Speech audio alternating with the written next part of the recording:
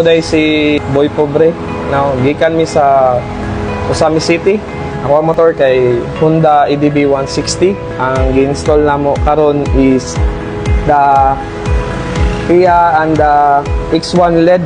No? Pindot kayo ang serbisyo, then pindot ang installation kay separate switch, then walay splicing.